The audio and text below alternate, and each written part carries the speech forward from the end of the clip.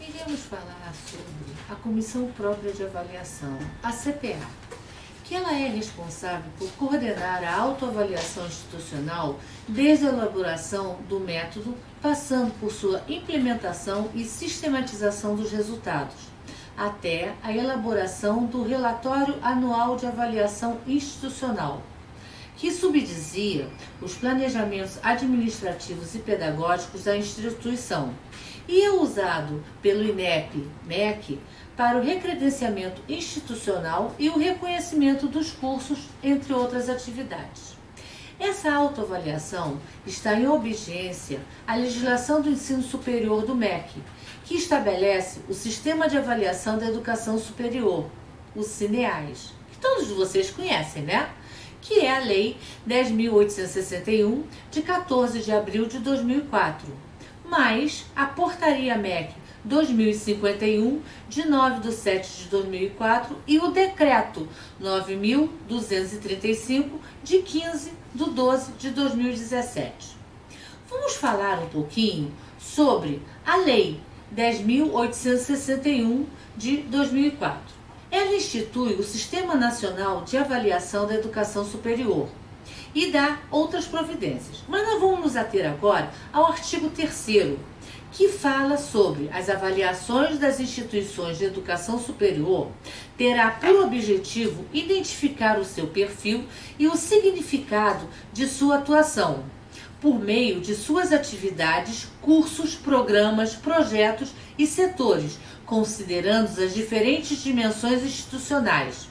Dentre elas, obrigatoriamente, as seguintes, que vocês conhecem, que vocês sabem que tem que ser todas essas dimensões implantadas no seu PDI, que são missão, plano de desenvolvimento institucional, a política para o ensino, a pesquisa, a pós-graduação e extensão e as suas respectivas formas de operacionalização, incluindo o procedimento para o estímulo à produção acadêmica, as bolsas de pesquisa, de monitoria e as demais modalidades de bolsas, além da responsabilidade social da instituição, que ela é considerada especialmente no que se refere à sua contribuição em relação à inclusão social, ao desenvolvimento econômico e social, à defesa do meio ambiente, da memória cultural, da produção artística e do patrimônio cultural. Além de tudo isso, vocês também têm que colocar a comunicação com a sociedade, como ela é feita, de que maneira? As políticas de pessoal, as carreiras do corpo docente e do corpo técnico administrativo, como é feito seu aperfeiçoamento e desenvolvimento profissional e como é feita as condições de trabalho. Temos também uma parte que fala sobre a organização e a gestão da instituição, principalmente sobre o funcionamento e a representatividade dos colegiados, sua independência e autonomia em relação com a mantenedora, e a participação de todos os segmentos da comunidade universitária nos processos decisórios. Aí nós passaremos para a infraestrutura física, e especialmente a de ensino e de pesquisa, a biblioteca, os recursos de informação e comunicação. Com isso, nós temos que falar sobre planejamento e avaliação, principalmente dos processos, resultados e eficácias da autoavaliação institucional. Política de atendimento aos alunos, a sustentabilidade financeira, tendo como foco o significado social da continuidade dos compromissos na oferta da educação superior. Tudo isso está envolto, tudo isso que eu estou falando, vocês encontram no artigo 3º da lei. Além de tudo isso, quando você faz a avaliação das instituições com essas dimensões citadas, você tem que considerar de um modo para respeitando a sua diversidade e as especificidades das diferentes organizações acadêmicas, devendo sempre contemplar, no caso das universidades e de acordo com os critérios estabelecidos em regulamento, pontuação específica para a existência de programas de pós-graduação e por seu desempenho, conforme a avaliação mantida pela CAPES. Ou seja, se você tem pós-graduação lato sensu, você está contemplado dentro dessas dimensões. Mas se você tem a estrito sensu, você tem que estar sempre mantendo essas avaliações, elas têm que estar de conformidade com a fundação da coordenação do aperfeiçoamento do pessoal do ensino superior, a CAPES. E quando a gente fala também nessas avaliações, vão ser utilizados determinados procedimentos e instrumentos diversos, dentre os quais a autoavaliação e a avaliação externa em loco. A autoavaliação, o que você faz? É internamente através da CPA. E a avaliação externa em loco, ela é feita quando você tem o seu recredenciamento e quando você tem o reconhecimento e autorização dos seus cursos. A avaliação das instituições de ensino resultará na aplicação de conceitos, a avaliação externa em loco, tá? Ordenados em uma escala com 5 níveis. A cada uma dessas dimensões, ao conjunto das dimensões avaliada. A avaliação dos cursos de graduação tem por objetivo identificar as condições de ensino oferecidas aos estudantes, especialmente as relativas ao perfil do corpo docente, às instalações físicas e às organizações didáticas pedagógicas. Também na avaliação dos cursos de graduação, utilizaremos procedimentos e de instrumentos diversos, dentre os quais, obrigatoriamente, haverá as visitas por comissões de especialistas das respectivas áreas de conhecimento. E nessas avaliações serão atribuídos conceitos numa escala até 5. E as dimensões no conjunto também será avaliado o conjunto das dimensões. Aí nós temos também o artigo 11 da Lei 10.861 de 2004, ao qual ele fala que toda instituição concernente ao nível educacional em pauta, pública ou privada, constituirá a sua comissão própria de avaliação, com as atribuições de conduzir os processos de avaliação internos da instituição, bem como de sistematizar e prestar as informações solicitadas pelo INEP e obedecendo às seguintes diretrizes. Isso tudo, mas o que eu estou falando com vocês agora, está na Lei 10.861 de 2004, nós vimos o artigo 3º e o artigo 11, que ele fala especificamente sobre a Comissão Permanente de Avaliação. Aí, quais são as diretrizes? A primeira, constituição por ato do dirigente máximo da instituição de ensino superior ou por previsão no seu próprio estatuto ou regimento, assegurada a participação de todos os segmentos da sociedade universitária e da sociedade civil organizada. Quando você montar a CPA, ou anualmente você tem que ver se a sua CPA vai continuar a mesma, você tem que ter uma portaria que constituirá essa CPA. Mas isso tem que estar embutido ou no regimento ou no seu estatuto. E não pode haver nenhuma composição que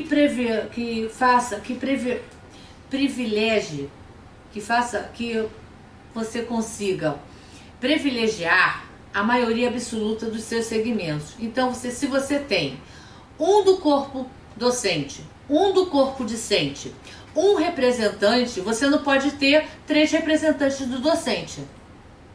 Você pode ter 3 representantes da mantenedora, 3 representantes do corpo técnico administrativo, 3 representantes de docente, 3 representantes de discente. Por quê? Para que você consiga trabalhar com todos os segmentos sem privilegiar nenhuma das partes. A CPA tem uma atuação autônoma em relação aos conselhos e demais órgãos dos colegiados. Ou seja, ela tem um regulamento próprio, que você vai ter que ter um regulamento, um regimento ou um manual da CPA.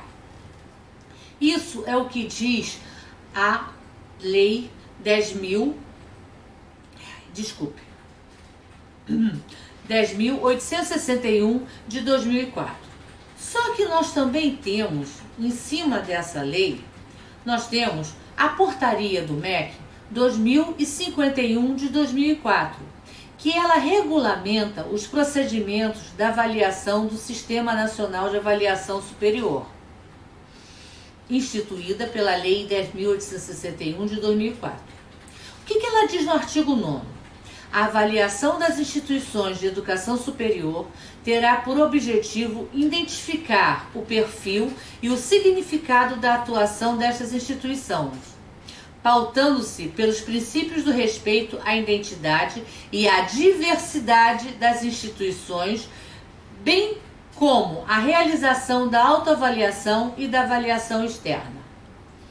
A autoavaliação constitui uma das etapas do processo avaliativo e será coordenada pela CPA.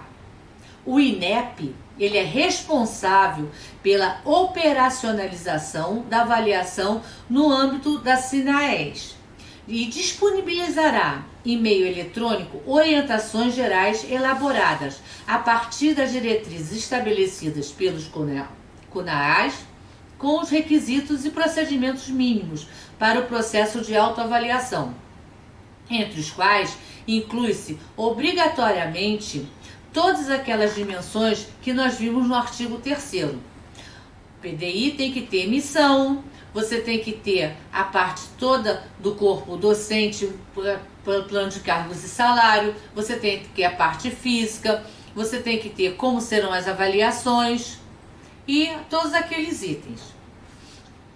A CONAES, com o apoio do INEP, estabelecerá formas de acompanhamento do processo da autoavaliação para assegurar a sua realização em prazo compatível com a natureza da instituição, podendo solicitar documentos sobre o desenvolvimento do mesmo e sobre os resultados alcançados. Toda vez que vocês fizerem aquela sua planilha, aquele seu projetinho para as perguntas que vocês, os formulários que vocês vão fazer durante o ano, que esses formulários são os que vocês utilizam na CPA, vocês têm que estar com esse documento todo guardado e arquivado, para que de uma hora por outra você vai ter, pode ser você, a CONAES pode chamar para poder analisar. Por que você escreveu isso aqui? Por onde você tirou? Como você chegou a este resultado? Aí nós temos também as avaliações externas in loco, que elas serão realizadas por comissões externas de avaliação institucional designadas pelo EMEC, devendo ocorrer após o processo da autoavaliação. O prazo para apresentação dos resultados da autoavaliação será em 2 anos. Isso a gente começa a contar a partir de setembro de 2004. Então, setembro de 2004 nós tivemos uma, 2006 outra, 2008 outra, 2010 outra, 2012 outra, 2014, 16, 18 e este ano a gente tem o resultado da autoavaliação que nós temos que postar. As avaliações externas in loco deverão ser realizadas segundo o cronograma próprio a ser estabelecido, o que nós temos que saiu há 3 semanas atrás. A avaliação externa in loco será realizada por comissões externas de avaliação institucional, constituída por membros cadastrados e capacitados pelo INEP. A avaliação institucional será referencial básico para o processo de credenciamento e recredenciamento das instituições. Os prazos de validade estabelecidos pelos órgãos de regulação do Ministério da Educação. No caso de credenciamento ou recredenciamento de universidades, deve-se considerar a produção intelectual institucionalizada, nos termos da Resolução número 2 de 7 de abril de 1998. 1998. As comissões externas de avaliação das instituições examinarão os seguintes informações dos documentos. Documento principal: Plano de Desenvolvimento Institucional. Depois, os relatórios parciais e finais da autoavaliação. Depois, os dados gerais específicos constantes do Censo da Educação Superior e do Cadastro das Instituições Superior. Os dados sobre o desempenho do estudante no ENAD. Os relatórios de avaliação dos cursos de graduação produzidos pelas comissões externas da avaliação do curso.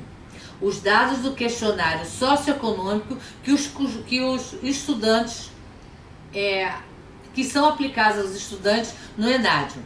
O relatório de acompanhamento do protocolo de compromisso, quando você tiver. Os relatórios e conceitos da CAP, quando você tiver pós-graduação em estrito sensu. Os documentos sobre o credenciamento ou o último recredenciamento e outros documentos que forem julgados pertinentes. Nesses outros documentos eu coloco o regimento, o manual da biblioteca, o manual do aluno, que também são documentos que vão dar bases para essa avaliação. Esse documento da avaliação externa, ele permitirá o registro da análise quantitativa e qualitativa por parte dos avaliadores, provendo sustentação dos conceitos atribuídos. As avaliações das instituições para efeitos de ingresso no Sistema Federal do Ensino Superior serão de competências da Secretaria da Educação Superior, devendo ser realizadas segundo diretrizes estabelecidas pelo CONAES e a partir de propostas apresentadas pela CESU. Isso é o que diz a portaria. Mas nós temos um decreto, porque toda lei, ou a maioria delas, tem uma regulamentação, que é o decreto. E nós temos o decreto 5.773 de 2006, que foi o primeiro. E ele foi modificado pelo decreto 9.235 de 2017. E esse decreto, quando ele fala da avaliação, ele diz que os sinais, a fim de cumprir seus objetivos e atender às suas finalidades constitucionais e legais, compreende os seguintes processos de avaliação. A avaliação interna, que é aquela que nós falamos, que é da CPA, e a avaliação externa, in loco, que é aquela que é realizada pelo EMEC, e vem os avaliadores externos para ver toda a sua instituição. Dentro delas você tem as avaliações dos cursos de graduação e a avaliação do desempenho acadêmico através do ENAD. A gente fica muito preocupado quando você fala da comissão própria de avaliação do CPA e vem uma avaliação externa. Os seus membros, eles têm que estar bem afinados entre eles e têm que se conhecer. Não adianta nada você formar uma comissão para atender só o QMEC. Não, a CPA, ela foi criada para que as instituições pudessem ter uma visão fora de dentro do seu mundo administrativo, como está funcionando a sua instituição. É para isso que a CPA foi criada. Ele não é um órgão fiscalizador. Ele está ali para, através dos seus questionários, através dos seus relatórios, fazer com que as instituições de ensino superior possam melhorar a cada ano ou a cada semestre mais a sua instituição, pegando os pontos negativos ou os pontos que não estão bem de acordo com o que o seu público quer e melhorar. E pegando aquelas sugestões dos pontos, dos melhores pontos, para que eles sejam aprimorados. Esta é a principal função da CPA. E por que nós temos essa função? Essa função é uma maneira, como eu disse anteriormente, de você poder ter uma visão global da sua instituição. Esses resultados obtidos pela CPA, eles têm que ser sintetizados em formas de relatório. Não adianta a CPA, olha, tá aqui os formulários, toma, para você, analise. Não, a CPA ela faz o projeto, ela faz toda a pesquisa de campo e ela entrega para a instituição, ao final, um relatório que garante que esse relatório ele é idôneo, ele está de acordo com o que o seu público fala. Muitas vezes vocês não vão gostar do que está escrito neste relatório, mas é uma maneira de vocês poderem trabalhar com mais ânimo, mostrando à sua comunidade que nós estamos melhorando sempre, mas escutando vocês e não melhorando só administrativamente. Havendo qualquer dúvida sobre a CPA, sobre o seu funcionamento, sobre como é feito esses relatórios, como pode ser feito esses formulários, entre em contato conosco através do e-mail ipai@ipai.com.br. Até uma próxima vez e muito obrigada!